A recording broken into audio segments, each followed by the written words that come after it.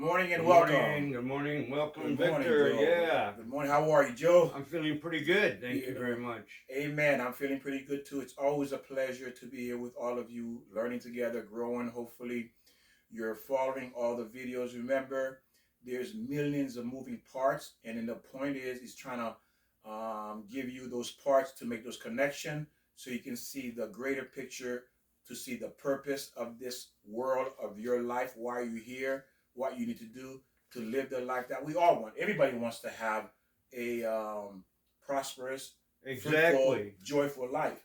No one wants pain, but again, pain comes because lack of knowledge. Exactly. If you don't know something, you're going to make mistakes. And when you make Right. mistakes, you pay for it. Exactly. And now you stuck in a position of trying to repair things, fixing things to try to get it back to normal before you made that error. Yeah, that's the key. Right. Mistakes aren't the problem. The mistakes if you don't learn from that mistake, you know. So we have to, and I'm saying that, let me say a little bit about happiness. Happiness is both the result and reward of doing things right and doing the right things. And two of those things, which we just talked about this morning, was what? Patience. We got to be patient. That's one problem I think, or especially in America, we want everything now. And then you got to Yesterday. be Yeah, yesterday. We want everything yesterday. And you got to be consistent in what you're doing. I mean, let's just say about, a good example, working out, bodybuilding, like let's say Schwarzenegger. He did that for 10 years before he became the number one. Mr. Olympic, is it? Yeah, Mr. Olympic. And he did that for what, 6 or 7 years? But it took him 10 years to get that. From 12 years old to 22. He was consistent and he was patient. He saw his goal in his mind, where he wanted to be. And that's what we got to do. We got to project where you want to be and then be patient and work for that. And I'll guarantee you, if you do those two things, at least those two things, you're going to reach your goal. You got to be honest and follow, like what Victor and I are talking about, the God's rules and our rules and all the rules, and we got to follow those. But you will reach your goal, whatever it is, if you be patient and do again the right things. Sticking with God. You know, the beautiful thing about this is that we all come to this world and then we get derailed thinking we're supposed to be going in this direction when we actually should be going in the other direction. And what is the whole purpose we're talking about this morning? Why am I here? What's the point of me being here? What am I supposed to do? Am I supposed to follow sport? Am I supposed to follow my desires? What's the whole point? Because at the end of this life, which is a short period, I die. And we're saying this morning, you don't realize it until we're on our deathbed. Right. You go, oh, I should have did this. I should have done that. And yeah, you should follow your dream. We all do have potentials. Like Victor said, what are we doing here? We're doing here whatever you love doing. Again, you hear me say this over and over again. If you like drawing, then maybe you're an artist. If you like painting, then you're a painter. Well, that's an artist. Whatever you're doing. I mean, I'm laughing because I was a drywall hanger. But, Victor, you couldn't live in a building if it wasn't partially for me. I mean, we build the buildings. Well, look at this. You built a building. We're building people. We couldn't lie. What's the point of this?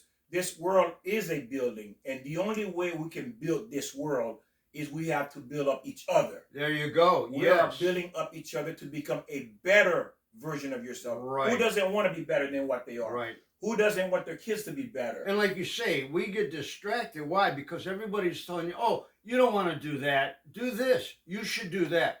Don't let anybody tell you what to do. It's good to listen to everybody as far as their information. Listen to everybody. Everybody, listen to everybody. But make your own decision. Okay, what's good for me? What do I like doing? Do what you love doing, and you will be the master of your domain. That's but again, you have to keep in mind is that what Joe's saying is this. We have 8 billion people in the world. Imagine 8 billion people coming to you, giving you advice. Then the question is, who do you listen to? Who's right? Well, I would love that, all those, but because it's great to get all the advice. That's why we read books and go to school. We need the advice from everyone, but you know what's in your body. You make the own decision. That's the only correct way. And there are people who you have to listen to. I mean, can you do this? Should you do this? Would you do this? Well, that's why we have, again, we narrow from 8 billion, we narrow that down to what? Yeah. In the physical world, we'll narrow it down. If we have health issue, we go to doctors. Right. We have law issue, or, with the government, we go to a lawyer. So we do narrow it down to a specialist who understand, who specialize in that specific area. But when it comes to life itself, the substance of life, why am I here? There's only one authority, that is God. Right. So he's the only one that has the answer to why we are, because he's the creator. We are the creation, and he's the creator. And he spelled it out, what we are doing here and what we're supposed to do. Everything he does, for example, again, I like to always use the parent model. You are the creator, and your children is the creation. You brought them into this world. Right. And because of that, you have specific rules in the house for them. Exactly. We right? got to teach them all the correct rules. Exactly. And basically God's rules. The 10 Commandments. Yes. We always talk about that. We always mention it. And that's just laws that we know what to do. And actually, it's just not, respecting the human, our brothers and sisters. And again, when you're at a point where you go, I don't know what to do, what do you love doing? I'm going to be repetitive here. Do what you love doing. If you want to be an actor, a painter, a lawyer, a doctor, a toilet fixer, that's a plumber. Yeah. A toilet fixer is a plumber. So we're going to get into, again, we thank all of you who's joining us. And if you're new to this channel, subscribe and share with other friends. Again, all of this is for your benefit. Hey, we do this too because why? It helps me learn, because as long as I keep learning and keep teaching with you, it sticks with me. So I have a blueprint how to function in this world to keep myself from making mistakes. Because why? I'm too old to make mistakes. I don't want to make mistakes. I want to be free from that. I want to have a clear conscience, and I want to know that the decision I make is sound. That's surprise.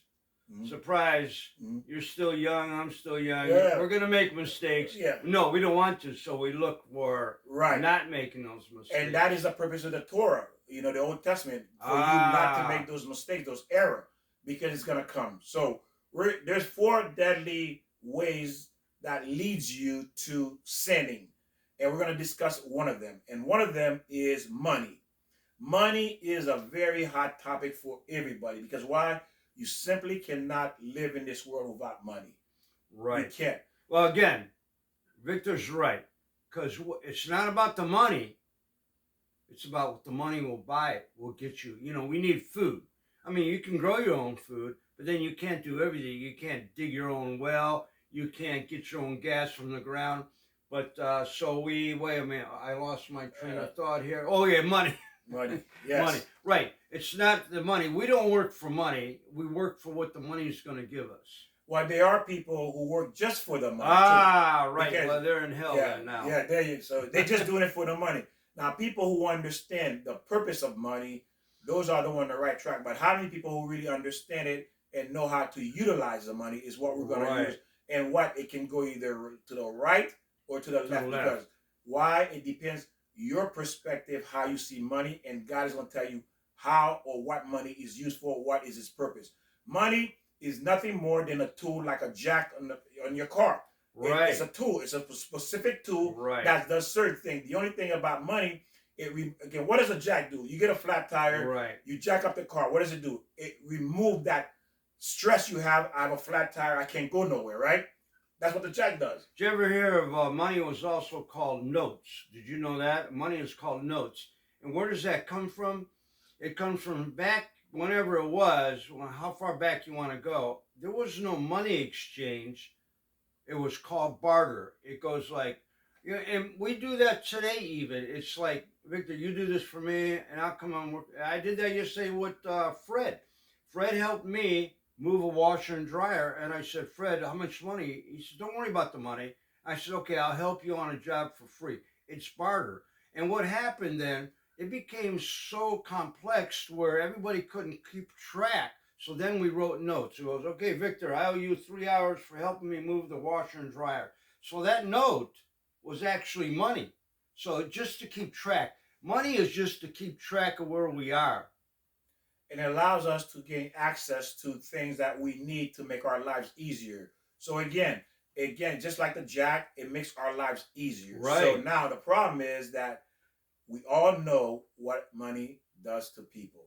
Okay. So now again, it says that money is one of the topics that's constantly on people's mind, and eventually, those who are where money become their life, it actually destroys them in the Where long run. where they say money is the root of all evil. So I mean, wherever that came from, basically that's when you said, that's part of it. Yeah, it's the temptation that leads you down that road, and this is Ah, one of the four that will lead you down that road of evilness. So now it says business, work, stock market, up and down. This is what people invest into because when they're looking to making money real quickly, so they're looking at anything that will gain a rapid or thinking it's secure. They will have, you know what? There's nothing secure when it comes to money because why? oh, that's true. When you look at the coronavirus, Ah, many people who were rich went bankrupt. lost a lot of money. They lost a lot of money or went bankrupt and they're in poverty now. That was a plague. That was a plague, you can say. Coronavirus was Mhm. a plague that got. Well, that's how I look at it. Right. I'm sorry, So Victor. no, Go you're ahead. fine. So again, you see, it shows that there is the point I'm making. It doesn't matter how much money you make. There's no security. You are not secure. No one is secure because why? Tomorrow doesn't mean it's going to be like today. Tomorrow doesn't mean you're going to be here either. Tomorrow doesn't mean you're going to be healthy. Tomorrow doesn't mean you're going to have both eyes. Tomorrow going to mean that you're not going to be Oh, on a very bed. good. You're You're going right. to be, if you have $100 million, but you laying on your back Right. tomorrow for the Right. rest of your life with a feeding tube. And so a lot of people do that. They'll work and save their money until they get older, and then all of a sudden, like you just said, now they're sick. They can't spend the money. They can't go on vacation. I mean, we're not saying it's wrong to save. You can save some of your money, but don't be a hoarder. And you're living now. Enjoy your life now. One of our friends now, he's deciding if he should retire, and he's like 62, and he wants to know if. I go, well, do you have all your bills paid? He goes, well, but if I wait to 70, I'll make extra money of Social Security. Don't worry about that. If you need it, maybe you have to worry about it. You got to plan a little bit for tomorrow. Yes. Well, I went off No, the that's key true. here, What but you said is true. I'll kind of add on to what Joe said. I knew there was this teacher, and she had one more year to retire. And what? Coronavirus came and killed her. And guess what? She had just one last year to retire. All the money she put away, guess what? She put all that money away for somebody else who's going to use that money. great example, You see right? So you got to balance. You got to have fun in your life now. You can't wait for tomorrow. Actually, tomorrow never comes because it's always now. It's not guaranteed. Yeah. You don't know. You don't know if you're going to be here tomorrow. You don't. Nobody knows that. No one can guarantee it. And even the Torah, the Bible, the Old Testament says, I do not guarantee you tomorrow. Okay? Because why? At any time, God can pluck you from this world and say, hey, time to come upstairs.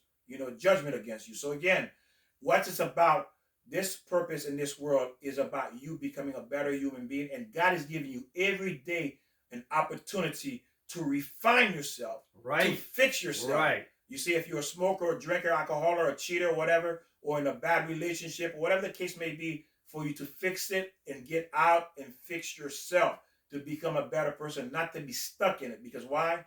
This is the purpose why you're here, to fix you. And about money is concerned, don't be selfish, don't be greedy. Help people. And then what goes around, you heard that saying, what goes around comes around. And as you said, Victor, anybody that doesn't think that they can live forever, everybody knows that something can happen tomorrow. We see that every day, people being shot, train wrecks. There was a train wreck in India a couple of days ago. There were 300 people or 250 people died, and there were young kids, and everybody died in this train. You don't know. Exactly. So enjoy your life. Love people. Love yourself. Don't be greedy or ugly or stingy or whatever. It is a tool. So God wants us to invest in the Torah, helping the poor. Money is constantly in our lives. So again, like Joe said earlier, always ahead, money is need. We all need it, but again, God says, I want you to help others who are less fortunate than you are because I'm giving you more or a little bit more extra. You can spare $1, $2, or $5 at helping someone if you're able to. Right. Because why? Because it's showing that you care about your fellow man. You see, God's going to say, well, then it's like being in a house, and then you have your brothers and sisters. Your mom bring candy, and he gave you 3 candy, and there's 3 of you, and you only got all 3, and the other 2 brothers and sisters are looking at you, and you don't want to share. Ah, right. What kind of brother are you? Nah, right. You're not a Selfish, brother. greedy. Yeah, you're not a brother. Because someday you'll be in that position where maybe you'll need help, and all of a sudden, there was a story about well, I don't know if I should get into it. It was about a squirrel who was running around during the fall time and just having fun. And the elder squirrel says, you better save your, the nuts, and you better scavenger and save. And then the winter came, he had nothing. Now he's going, can you help me? Can you help me? But, well, I don't know if that analogy gets into your head or not. You know what? When you were, well, what Joe's saying from my understanding very good. I like how you...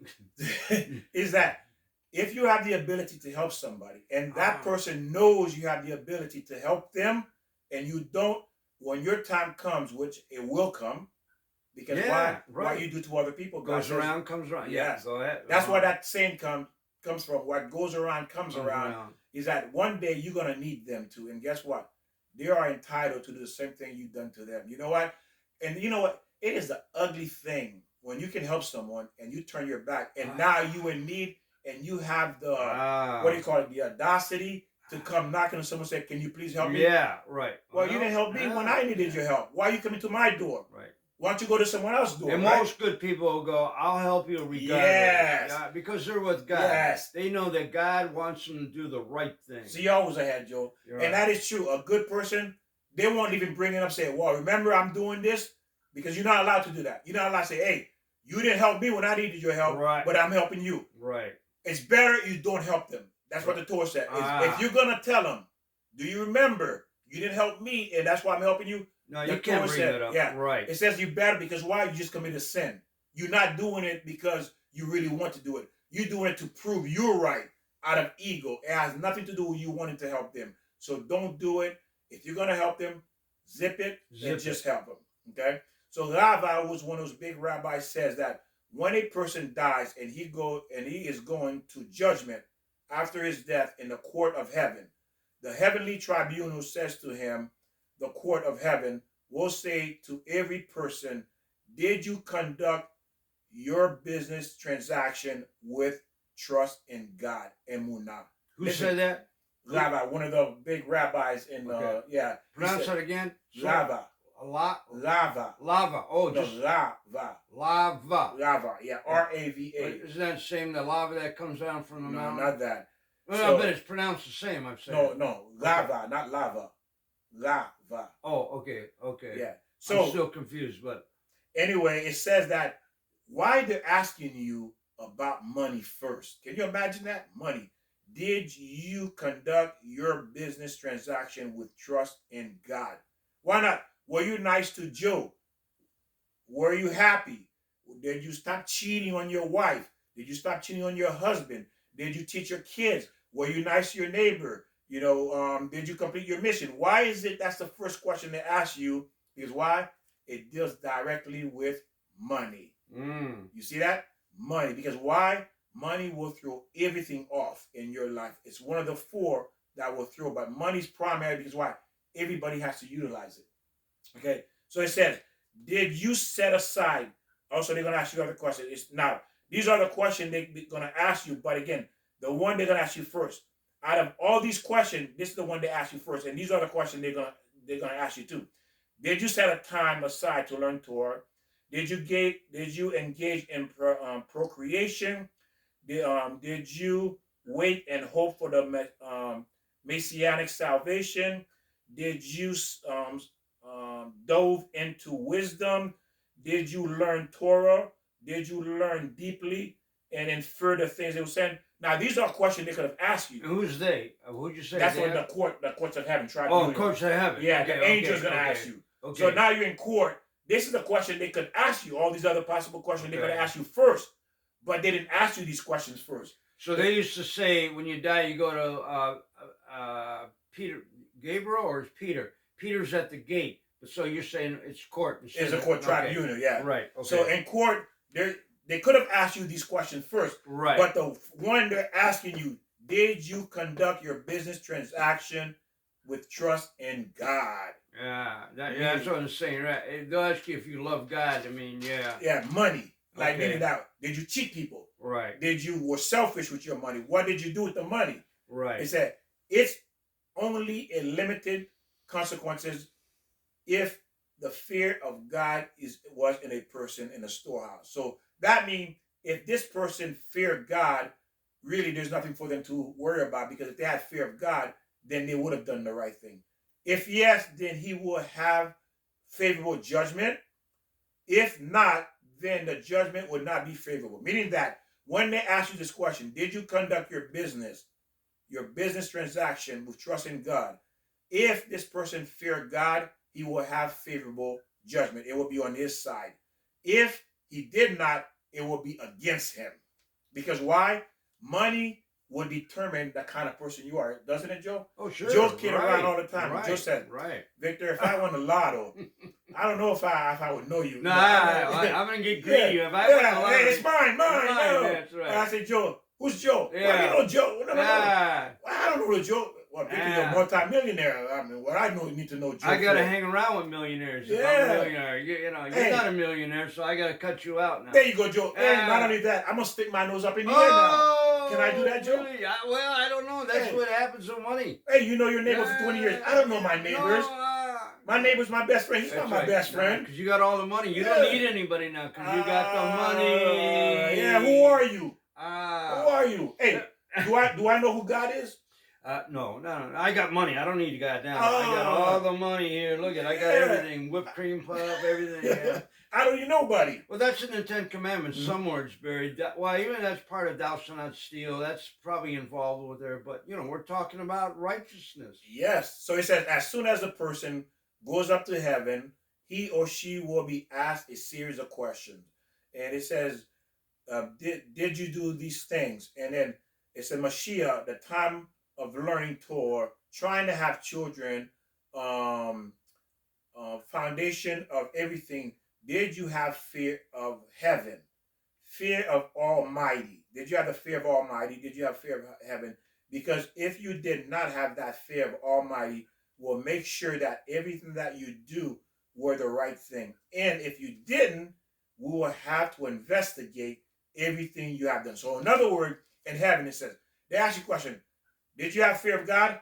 No. Now, okay, then we're going to have to, the day you were born, we're going to investigate everything you have done. They're going to investigate until the day you die. Why? You didn't have fear of God. If you did not have fear of God, that means you have broken or committed many, many sin. Now you're going to have to give account for. That's what separates. Like, you hear me talk about, I really don't have fear of heaven or God, because as long as you follow the 10 Commandments, right, you break those 10 Commandments, you better fear. So hopefully, I'm thinking I'm doing the right things in my life. So I want to love God and have that love experience. I don't want to experience any fear. But again, Victor, you break the 10 Commandments, then you better have fear. So why? Okay, perfect example to add to what Joe is saying as well is that when Abraham and his wife Sarah went to another country, and then he told his wife, why would Abraham, the wisest man, says, tell them you are my sister? And his wife said, why? He said to her, because this place have no fear of God. Because they don't fear God, they will kill me to take you. See, even back then, adultery didn't really exist hardly, because why? They I don't know about that, but go ahead. The Torah said they understood they cannot be with a woman that's married. In order to do that, they have to kill the man. They have to kill the husband. Then they're entitled to him. But he wasn't, was it Abraham? Abraham. He wasn't afraid of God. Well, I wouldn't say what he was afraid of man. Man, he was afraid of man. That's why he told his wife, say you're my sister, because he was afraid a man was going to steal his wife. It wasn't about God. He believed in God. He trusted God. I mean, I can't speak for Abraham, but I mean, as long as you love and trust God and do the right things, for me, I'm not telling anybody else, but for me, I love God and there's no fear. I'm sorry to bring that up. So go ahead. No, it's okay. Abraham feared God. What Abraham was telling his wife, these people in this other country. See, right, the Yeah. people. He was afraid of the people. Right. That they fear. Right. They didn't fear God. Right, that's what he's saying. Right. So his thing was saying, what he's trying to make a point is that these people do not fear God, and because they don't fear God, they will kill me or they will kill anybody Right. and take their wife. Because back then, Right. where they were, it was the decree. The king Right. had his men going around the country looking for beautiful women to bring to his palace, because the king was a horrible, despicable being. So they didn't believe in the Ten Commandments. They were breaking the Ten Commandments. So there's my point. They were breaking the Ten Commandments, so they, they didn't fear, or they should have feared God, but they didn't. But they remember, that's your logic too. We don't know what was going on. No, you're right. Yeah. No, right. My logic is, as long as I love God and God loves me, that's all I'm going with. Well, no, you're right. Yeah, that's my logic. So okay, so it says your action is going to damage you, because if you don't have fear, you're gonna do things, and then what happened? He says, man does not fear me. They go do things and they get hurt by their logic. Right. By their logic, they get hurt. Right. And now they want to get mad at me. That's what God says. That's what Torah says.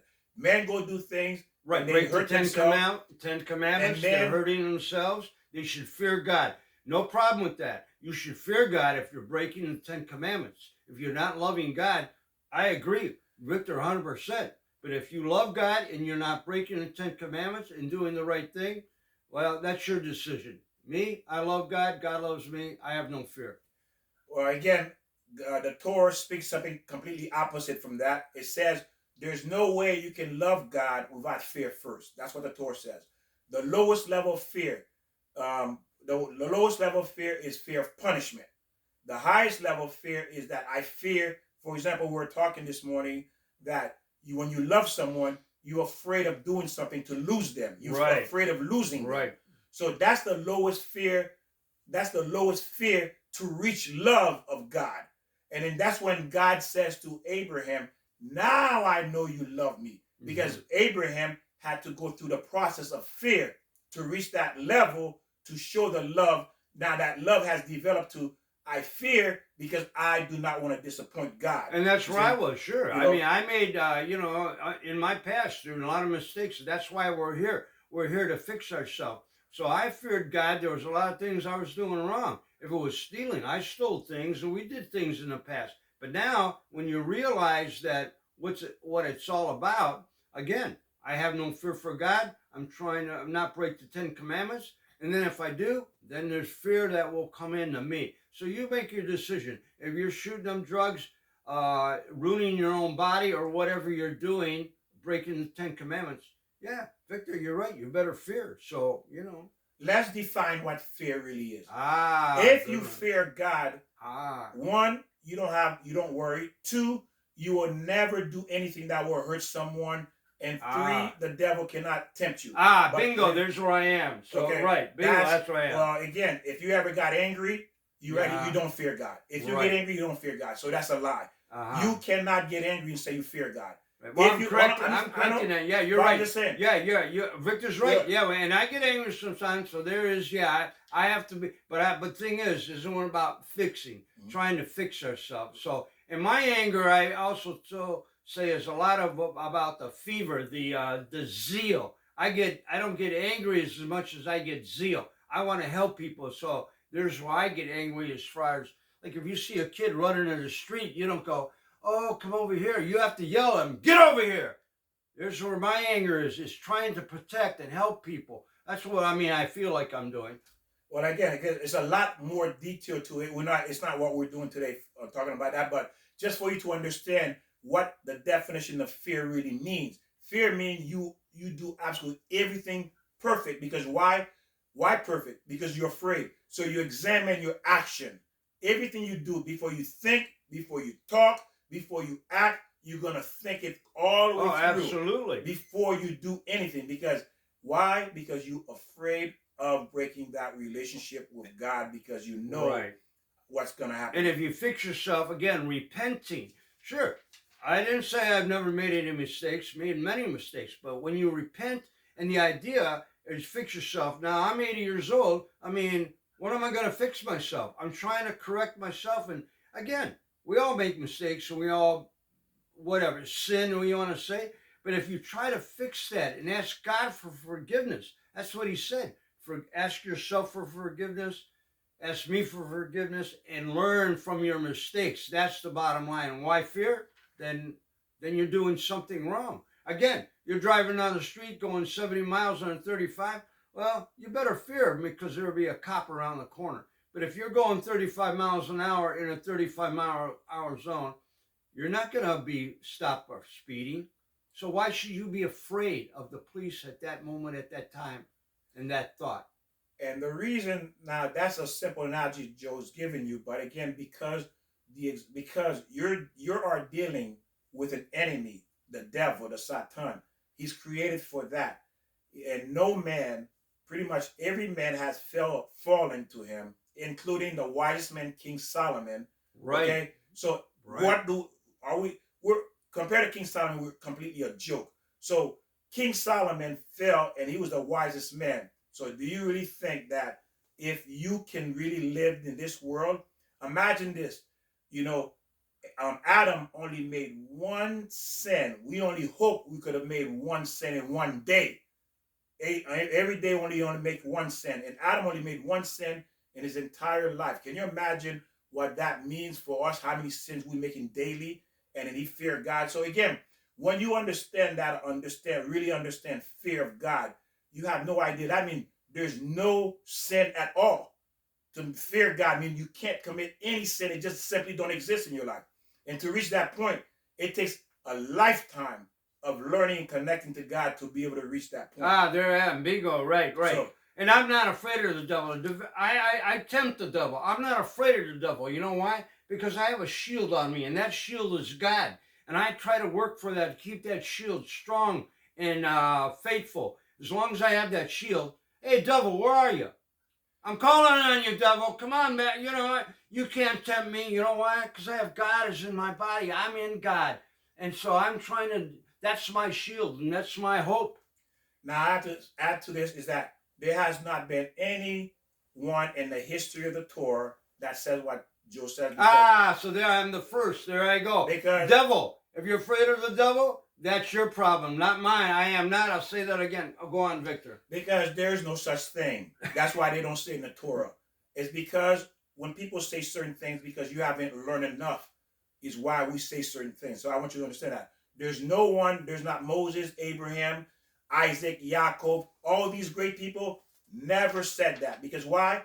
They understood what they're dealing with. That's why they don't say that. So, and that's what the whole thing is about. Fighting to try to make sure it does not happen to them, because they understand the different ways he can come to you. And what did God say?